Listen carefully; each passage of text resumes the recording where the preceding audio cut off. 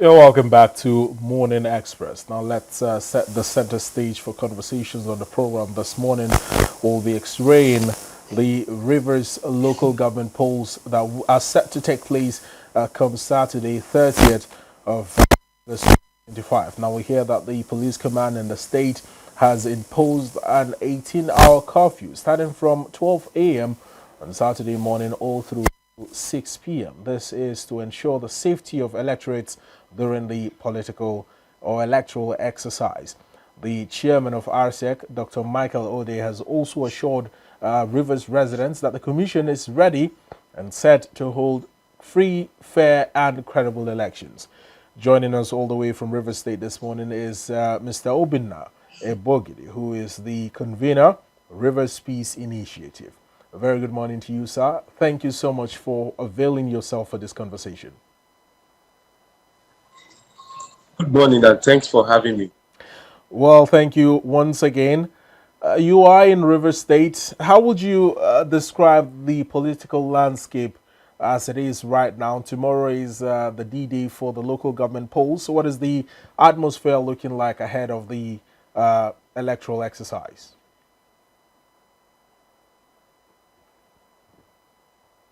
Seasons and especially the eve of the E-Day, there's always a lot of activities to signal that something that means a lot to the electorate, to the people, is actually happening. So we have a number of movements. RISEC, it's doing its last lap of preparations, mobilizing and distributing sensitive materials to the various local governments.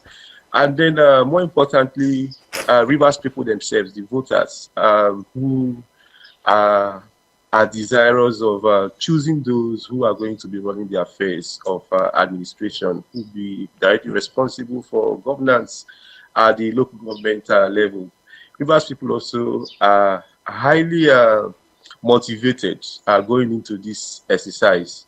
You know, the election itself has triggered a lot of debates, very, very interesting debates, those that are for and those that are against. But one thing that stood out is the fact that the election is going to be holding tomorrow. And since July 28th, when the umpire called for a stakeholders meeting and notified us, I was a part of that stakeholders meeting. There has been many, many activities to signal that indeed this process is going to be climaxing tomorrow.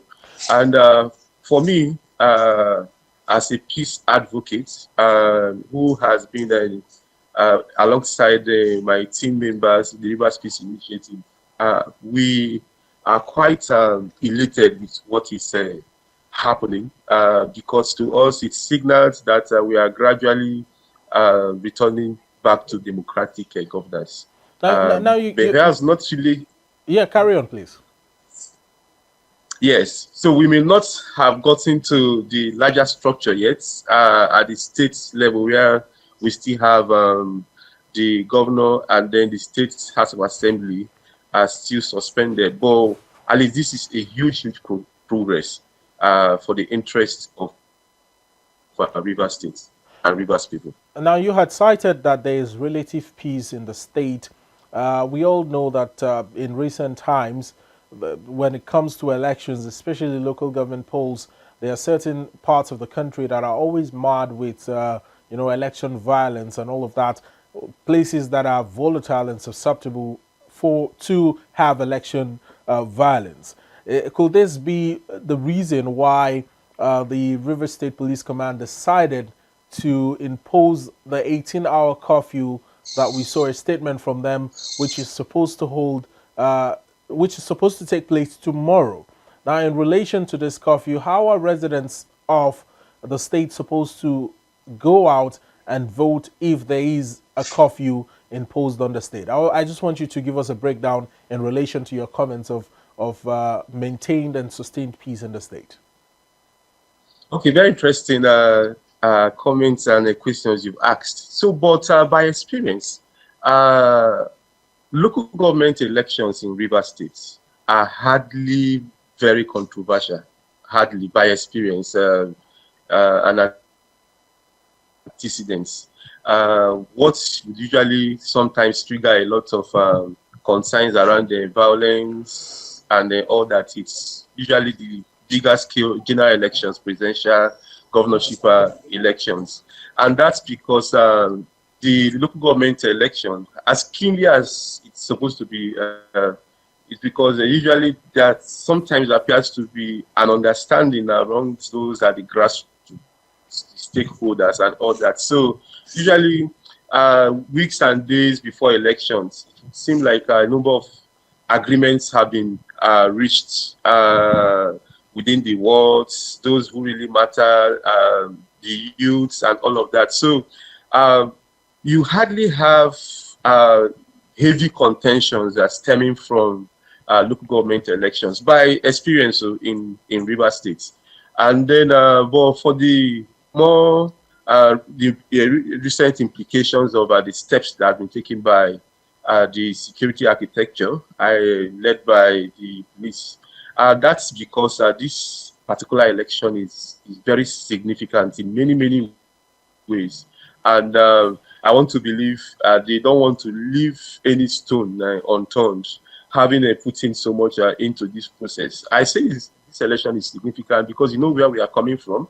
You know the events that led to the declaration of the state of emergency in the first place, and then the impact it has had on Rivers people, and then the renewed clamor by the various strata of our society, the political class, the civil society, even the lawyers, every person, has joined the voice, and they are beginning to clamor for an end to what appears to be a siege. Yeah. So, but we have learned that this particular exercise is supposed to signal that massive news that Rivers people are expecting. And that's why all hands appears to be on deck, especially from the security architecture, to make sure that nothing goes wrong. And then we know also by experience that though the local government elections in Rivers State hardly turn out violent, hardly I say so, there are also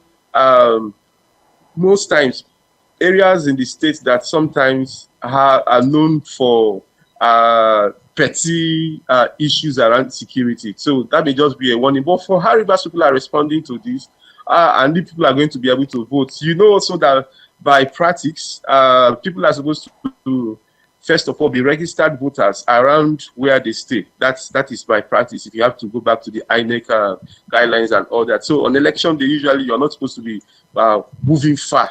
So if it's for those who like to vote in their villages and all that, usually a day before the election, and as we have in Rivers State already, I understand the state government has granted civil servants a half-day leave so that they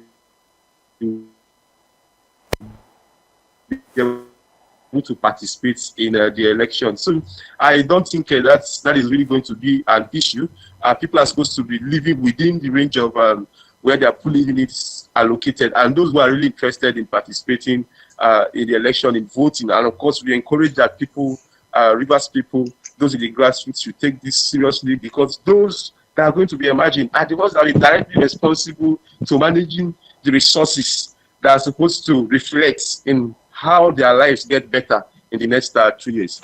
Now, Mr. Obinna, if you recall, when about 6 months ago, when President Bola Ahmed Tinubu had suspended the governor, the deputy governor, alongside all members of the House of Assembly, and then there was a sole administrator in the person of,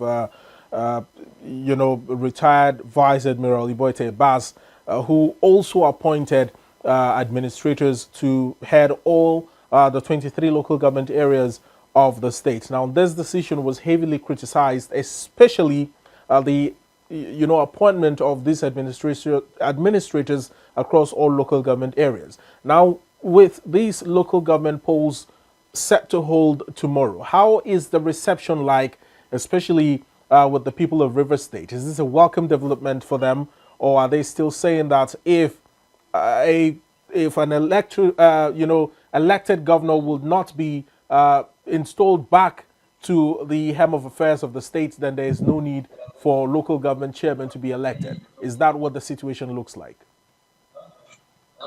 Like I mentioned from the beginning, we have this particular election has elicited diverse, many diverse reactions from different segments of society. But one thing I can say is that yes, the conditions, the trajectory that has led us to where we are today, especially this election, might not be 100% perfect. For instance, we would have expected, one would have loved. I have a history in elections, and I've been doing that for close to 20 years now. We would have really been happy that there was enough time for parties and candidates and stakeholders to have really been a part of this exercise. So I understand the sentiments and the objections from certain quarters, especially amongst the political class from the opposition, those who feel this process might not be going their way, and then certain elements from within the civil society. But again, the truth is that we have somehow, by our actions and inactions, by those triggered by our political leaders, we have found ourselves within a state of emergency. And in practice, you do not expect a state of emergency season to also enable or for people to enjoy full democratic privileges. And we know also that if the governor returns by practice, given the June 2024 Supreme Court ruling, the governor would not be able to immediately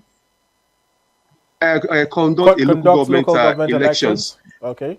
So what it means is that there is going to be a vacuum. And again, the Supreme Court has also ordered, in that judgment, that the governor doesn't have the power to appoint caretakers. And that it's also illegal for head of administrations, as we had it sometime last year, to run the operations. So I see that what is happening now, it's an intentional move to ensure that there is no vacuum at that local government level when our governor does return. And we are earnestly desiring that he returns. Recall again, annulled the last election of October 2024.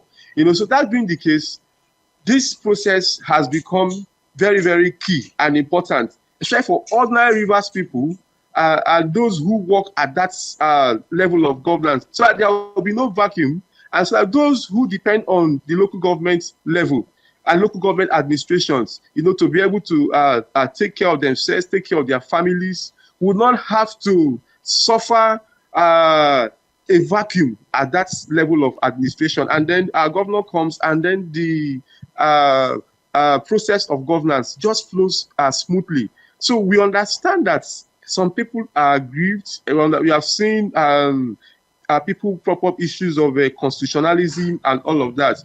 But the reality is that this process is very, very important to Rivers people, especially coming from where we have found ourselves. This is a signal. This is us, as a state, as a people, saying that we can rise above divisions. Mr. Obinna,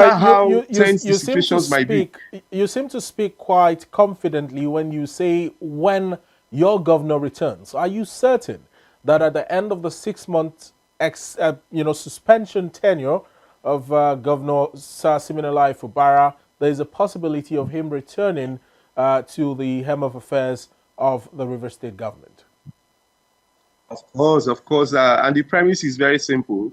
The grounds on which our president did declare the state of emergency, and of course we had to then receive Iba as the sole administrator was because there was chaos, there was uncertainty, there was a complete breakdown in trust, between the executive and the legislature. I'm not going to be one of those that will come on air and try to deny the very stark realities that we found ourselves in the States.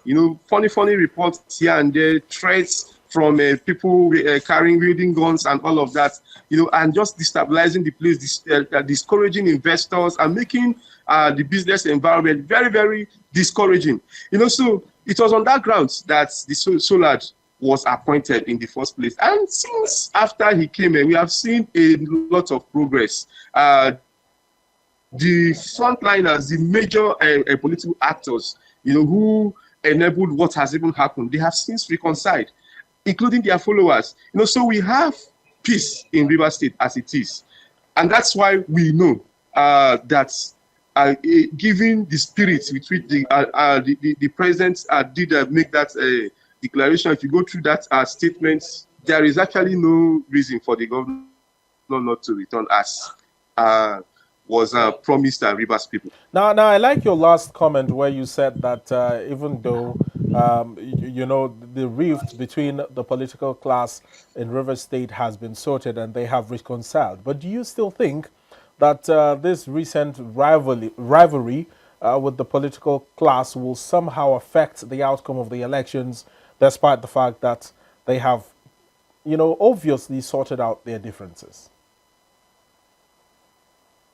Well, I didn't quite get your question. Whether their settlement is going to affect the outcome of the election, right? I'm saying that despite the fact that they have reconciled, do you still feel like the rift that was there before now might, in some, maybe from the part of their supporters, still affect the elections tomorrow?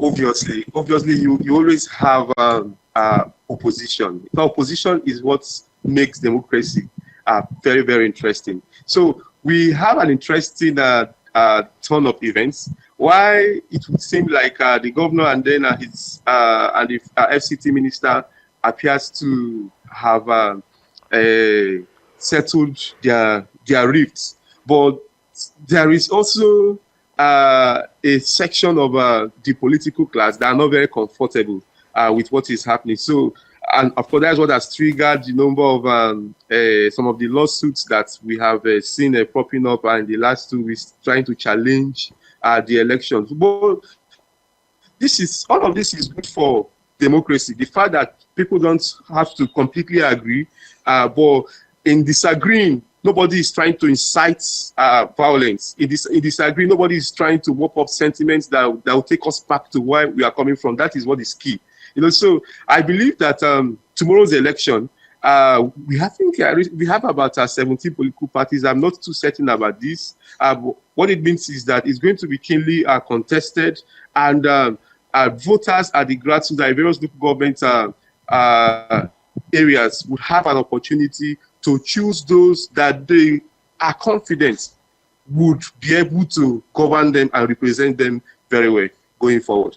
Now is the suspended governor, still holding the political scene of Rivers State strongly? Are his supporters still solidly behind him? And do you think that he might have some sort of influence when it comes to the elections, be it the suspended governor, be it the Minister of the FCT, Barrister Nyesom Wike? How is it going to look like? Can you vouch for the credibility of the elections, after tomorrow's polls? You've asked about 3 questions there. One, if the suspended governor, that's Sim Fubara, would have an influence over tomorrow's election, and then if he still has control over his supporters and all of that. Why I may not want to speak too deeply about those issues. Those are internal political affairs. Yeah. I like to talk from the point of the spokesperson and convener of the Rivers Peace Initiative. But I do know that for the kind of peace, calm that we are enjoying, it means that the governor's supporters, the governor's followers, they have endorsed what is happening. And of course, our politics is majorly about interest and protection of interest and all of that. So apparently, there must have been some backdoor behind the scene agreements at that level. So, but what I can say about whether tomorrow's process election is going to be credible, it's that election itself, it's a process. It's not a day event. And one thing I can say, as someone who has keenly followed through this process and engaged with the key actors, the frontliners, the research, some of the political parties, I've even had course in the course of this period to convene a town hall. One thing I can say is that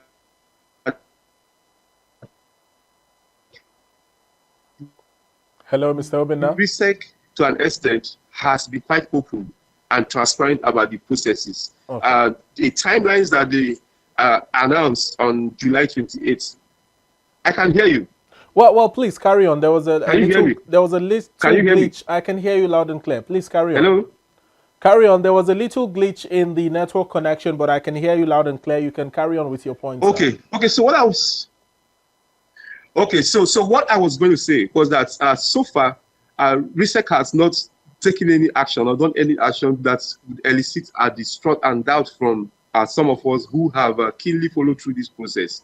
Because to an extent, they have been very open about some of the timelines and activities from the party screening, candidate screening, to the display of voters register. We even had engagements with the civil society. We have very, very pertinent questions concerning these elections. We are asked, and to an extent, they were able to explain certain things that people are confused about. So they have been quite open.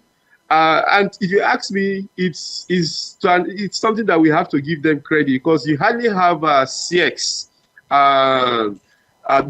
operates with this level of openness. But again, I think probably it's because of the personalities of those who have been entrusted with this very, very significant role, given the situation that we found ourselves. I know, to an extent, from what we have seen so far, the engagements, the openness, and then research itself keeping to its own timelines devotedly. There is no reason for us to not believe that tomorrow's pool is going to turn out credible. But like I said, so far, so the appeal will be that research should continue to be as transparent as it has been so far, and it should not give room for any group of persons to turn to speculations. In other words, throughout tomorrow, it should be very open. In fact, there should be lines that people should be able to call in case they have concerns or issues turn out. Of course, usually during elections, no matter how we planned, there might be logistical issues and all that, but they should carry on with the openness and that transparency that we have seen so far since the beginning of this process over 4 weeks ago. I like your confidence, and I like your positivity towards the local government polls tomorrow. Now, and of course, as the convener of the Rivers Peace Initiative, you ought to be optimistic about the elections. However, when it comes to the people themselves, are the people of Rivers State confident of the electoral process? Are they trusting enough of the electoral umpire in the place of RCEC now when it comes to the elections tomorrow? What is it like at the grassroots level? Okay. Again, I want to restrict some of my comments to certain parameters. But what I can tell you from the footages that we have been seeing in the last over a week, when the campaigns by political parties started, those at the grassroots have actually bought into this particular exercise.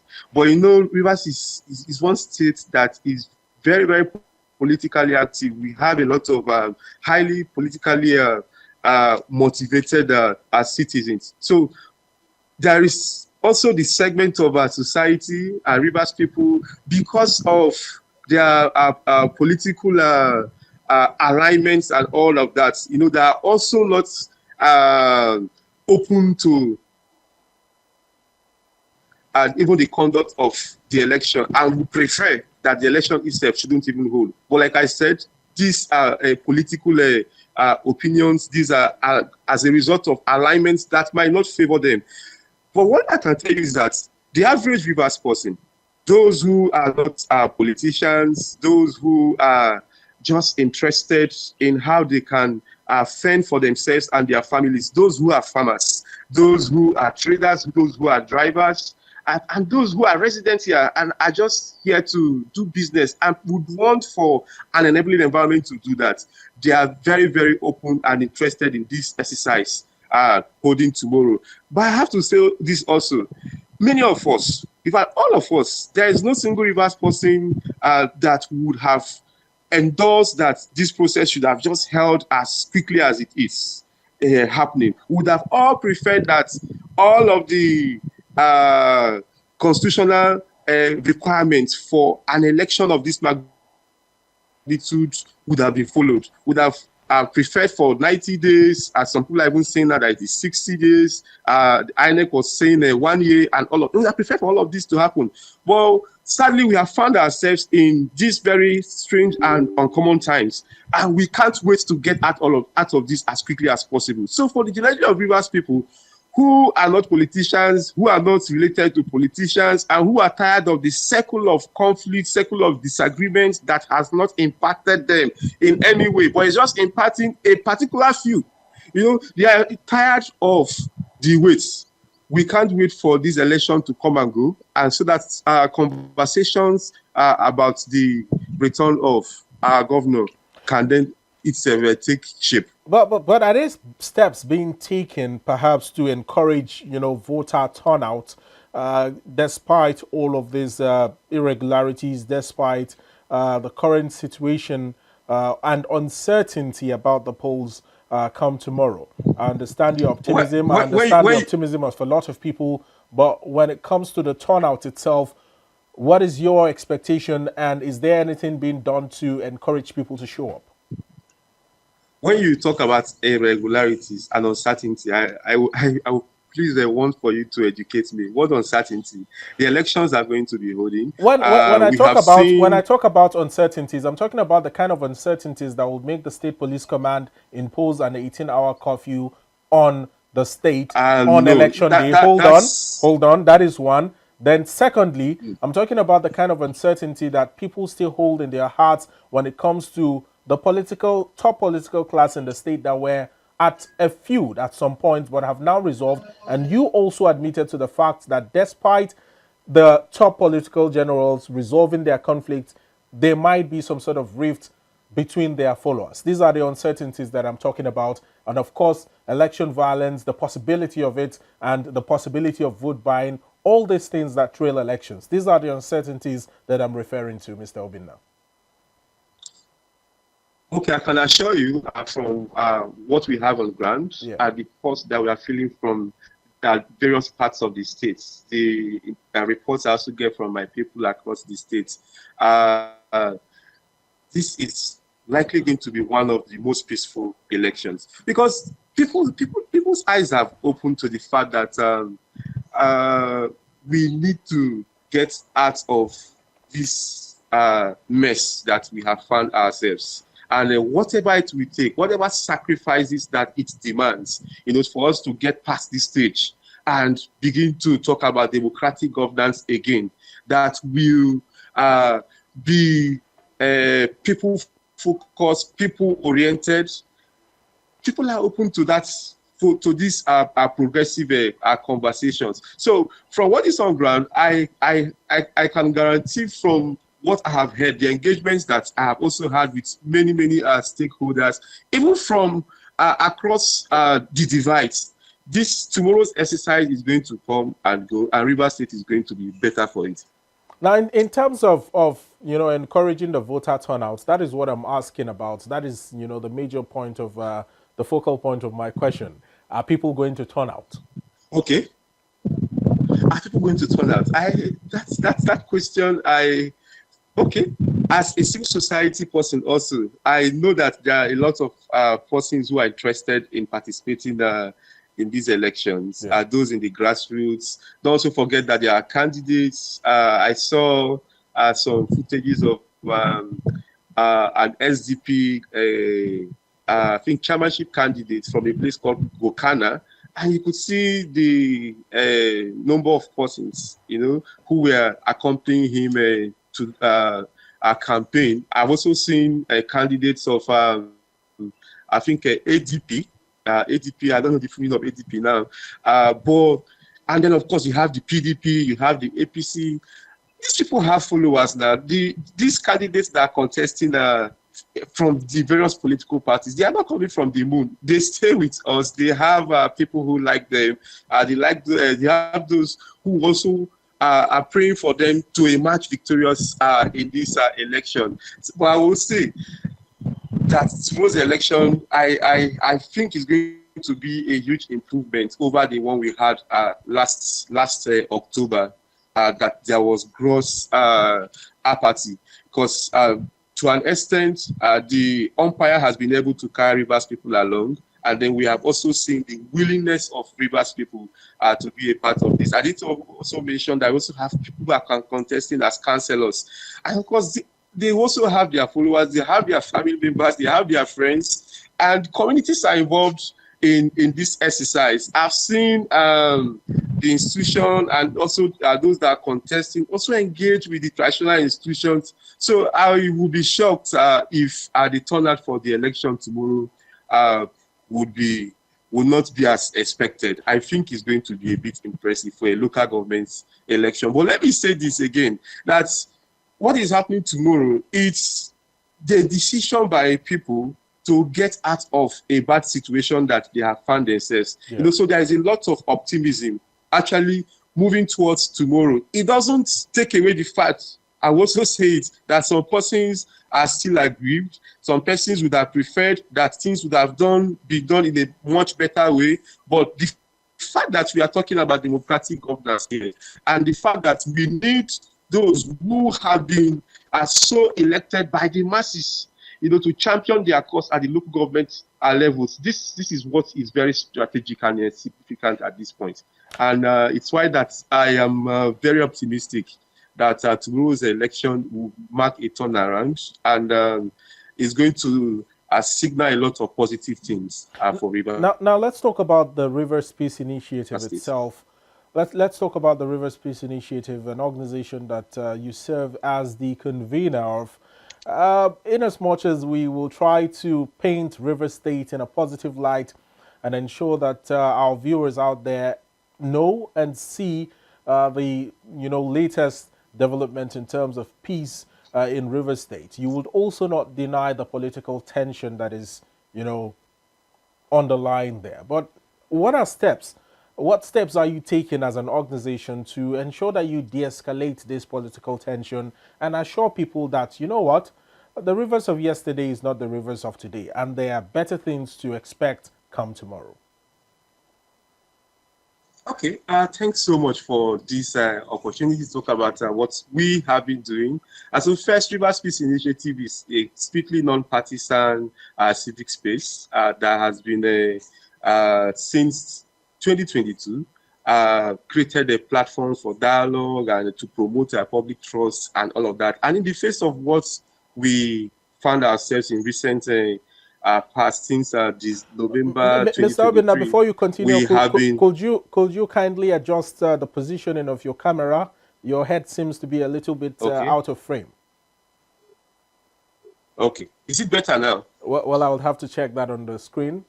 All right, much better. And then there is a finger there. I believe someone is helping you out. Also adjust the finger so we have a clear picture of you. Okay. Thank you. Please carry on, sir. Okay. Is it better now? Absolutely better. Okay. So, thank you. So we have been engaging with the various stakeholders, actors who have been actively involved in how fast things escalated. And then one way we have been able to address some of these issues was to come up with town halls. So from time to time, we have hosted town hall meetings that were platforms for divergence of ideas, people from the various sides to come and speak in one open space, not necessarily to fight, but to reach some kind of consensus. And so we have been, more or less, our approach has been transformative, uh, trying to see how we can get people who disagree to come to a round table, and then to leave that table, with some sort of peace pact agreement, to go and see how we can de-escalate and make things better. So we've had these town halls. I think for this election, we also had a town hall where it will interest you, had stakeholders drawn from political parties, and from different political parties. We also had candidates, and it was such an interesting platform, because the town hall gave an opportunity for many people who were not convinced, many people who needed clarification about a number of things, why the election is even holding now, and if there are even legal backings, instruments, that's empowered RISEC to go on with it. It was able to address a number of these issues. But aside this, we have also been able to engage in one-on-one meetings with those who really matter, whose voice carry a lot of weight. We also have in our plans, in the coming weeks, we are going to be having peace walks. But what is going to make our own peace walk different from what we have been seeing from Rivers State? It's that this particular one, it's going to be a joint peace walk. So you have people, opinion leaders from the across party divides, ordinary Rivers people, students, and everybody just coming to show to the world that, look, we as a people, we have taken a stand, we have resolved our differences, and as it stands now, we are making talking progress, we are talking development, and no longer about infightings and all of that. And the general elections is just by the corner. So want to see how we can make use of the small available window, which I don't think is beyond 13 months, for us to see if we can redeem time, correct some of the wrongs that has been done, and so we can point to one or two things that would have been achieved by the end of this particular political tenure dispensation. Now, some of the things that you had outlined is, community engagement in terms of, town hall meetings and explaining to the people why the election is holding as it is supposed to hold now, and the legal backings for the election. However, are there other practical, community-based models that beyond the Rivers Peace Initiative, the Rivers State government or Rivers State can adopt in order to educate individuals or educate its citizens during elections, even beyond these local government polls that we are seeing tomorrow? So, we also have focal group conversations with specialized segments of the society. Okay. So we have engagements with just youth, we have engagements with just women.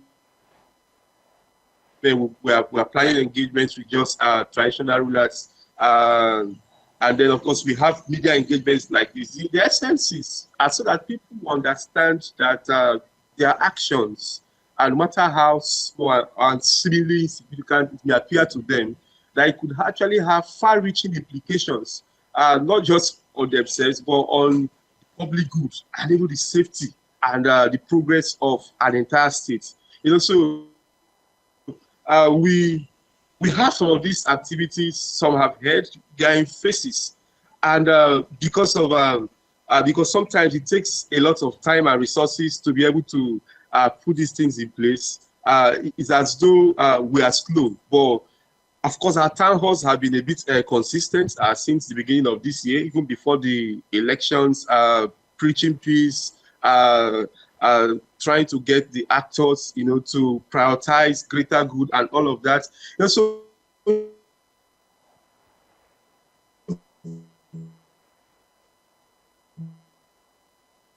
Hello, hello, Mr. Obinna. I think there's a little bit of a network glitch there there. are diverse means we have been using. Okay. Engagements with religious leaders, the things that we have been using platforms to see that we achieve. Can you hear me? Yeah, I can hear you. There was another Can you glitch. hear me? There was another glitch. I can hear you. Carry on, sir. Oh, oh, sorry about that. So I was just explaining to you that these are just some of the platforms, some of the programs that we have been executing, and some of them are going to be coming in weeks to come, so that beyond just resolving the current crisis, we're able to also work on the minds of our people, so that we don't get to repeat some of the actions that has even brought us to a point where for close to 2 years we have lost resources, we have been distracted, we've channeled a lot of energy to things that do not matter, to things that do not directly resonate and affect our livelihood and the lives of our people, especially at the grassroots. Now, following, the recent announcement of the curfew, which is on one hand, the chairman of RISEC, in the person of Dr. Michael Ode, had also assured the people of Rivers State of its preparedness, of the Commission's preparedness to hold free, fair, and credible elections. Now, we all know that in any electioneering circle, comments coming in from either INEC or any state electoral commission is usually, we are ready, we are prepared, we can do it. But is that the real situation on ground? From your own assessment as somebody who is a political observer, is RISEC ready for the polls tomorrow? Well, if RISEC says it's ready, then I think it's ready, given what it has showed. There was an engagement yesterday with security chiefs, where the SEC chairman also talked a bit more about some of the last minute efforts that they have put in. So from what I have seen so far, the mobilization here and there, the training of ad hoc personnel, that was last week. I understand today across the various local government research facilities, they are going to complete the names of those who are going to be serving as ad hoc tomorrow. I think to an extent, they have shown that they have prepared well for this election. Yesterday, he notified that sensitive materials have gone out to the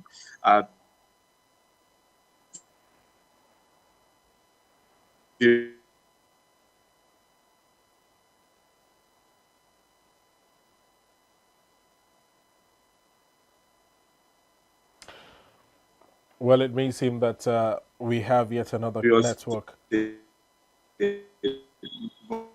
Hello? Well, Mr. Obinna is a little bit disconnected from us, but hopefully, with less than 10 minutes of time here on the program for this conversation, we hope to get more insight from him as regards to the preparedness of RSEC, as well as the electorates come Saturday, August the 30th, 2025, for the local government polls, and a possible return to normalcy, democratic normalcy in River State, should the 6 months duration of the state of emergency imposed on the state elapse, and also the suspension of the governor, the deputy governor, and all members of the House of Assembly in the state be lifted. Well, let's see if we have Mr. Obinna back on the line with us. Hello, Mr. Obinna, are you back on the line? Can you hear me loud and clear?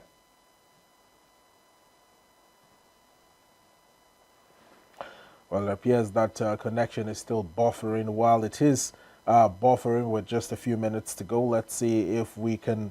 Hello, Mr. Obinna? I can hear you loud and clear. I've always been here. Oh, okay. You actually got disconnected for a little bit there. Ah. Well, you were making a point concerning the preparedness of... I can hear you. You were making a point concerning I the can hear you. preparedness of RSEC. So if you could finish off on that thought before we move on to something else.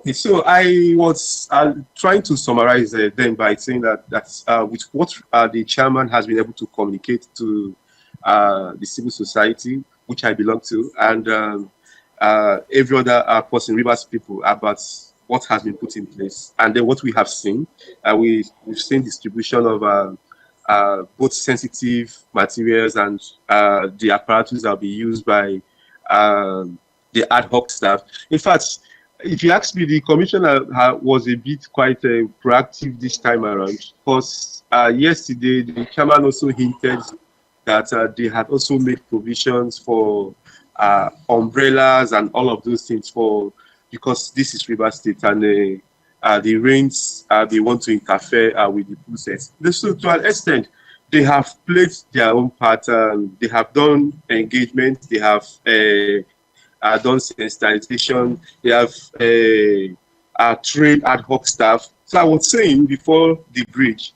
that for an election to be successful, it takes beyond the efforts of the umpire itself. So having done all of this, it that beckons on other critical stakeholders like the security agencies, of course, the media, those that have been so trained to go to the field and ensure that all of these efforts count and that the resources that have been channeled in to make all of these things to happen, they are able to reflect in how accurate, how excellent, and of course how transparent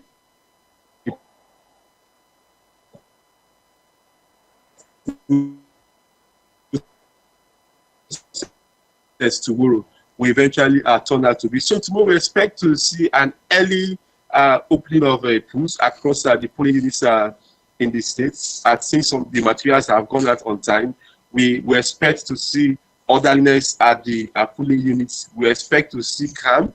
We expect that Rivers people would be able to express their voting choice without any fear or favor. And this will, of course, take the collaborative efforts of every single stakeholder who is important to the electoral process. Now, let me quickly get your thoughts beyond elections. What long-term solutions do you think are needed to ensure peace and stability in River State beyond electoral processes? Okay, this is a very powerful question that you've asked. And a long time effort. Well, I think that as a society, we need to really work on a number of things, our value systems. We need to. There are some private conversations that we need to have. Now, the issues that we've had in the last 2 years, or even over 2 years, they were because a number of things are missing from our society. We suddenly have a society that our elders were no longer being respected. Our traditional rulers were being taken for granted. We have a very high population of unemployed youths. So a number of things went out of place. And so first, we need our elders to recognize that the whole society, the whole Rivers state, the whole River State, the job of leadership. That is one thing that has been critically missing. We don't need our elders to be too politically to begin to jump around there, to take sides too quickly when there are issues. Because if we had a respectable body of elders that would have been able to call to order their own sons to order, before things got out of hands, then we may not even have had a number of the crises that eventually snowballed into this state of emergency. So you're talking about grassroots governance now. We'll come to that in just a moment. Yes, this is beyond the grassroots governance. We need to be able to go back to the society where our elders are highly respected and traditional rulers, their words carry a lot of weight. And then when they speak, people are able to um, respect and people are able to put themselves to order. And then, of course, we need to address this issue of unemployment. Because if you notice what happened in the course of this crisis, the demography that served like the fuel that has sustained the fight, it was the youth population.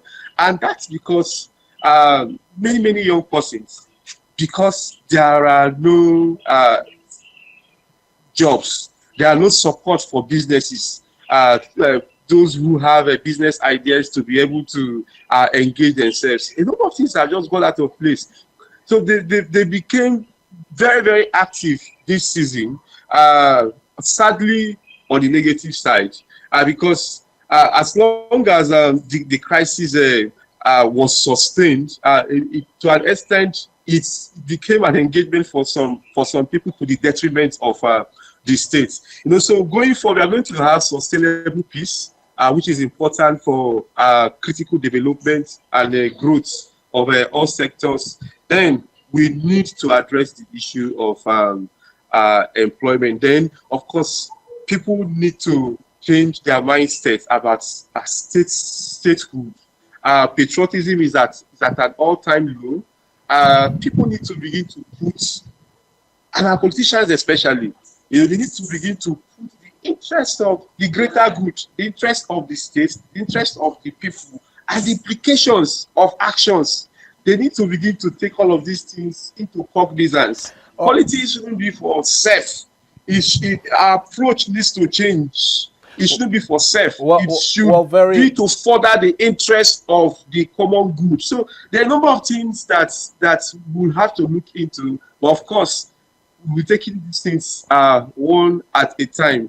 But of course, we have seen how selfish politics could truncate the lives of a people, and even has led to the loss of properties and lives. Very timely calls here, as we Mr. have seen in the Obinna. last 2 years. Very timely calls you have made in your last comments. We must thank you so much. It's been wonderful having this conversation with you, and we'll look out for what the local government polls would look like tomorrow, and hopefully we'll have you again to give us an assessment of the elections. That's okay. Thanks for having me also. Thank you very much. And enjoy the rest of the day. All right, you too.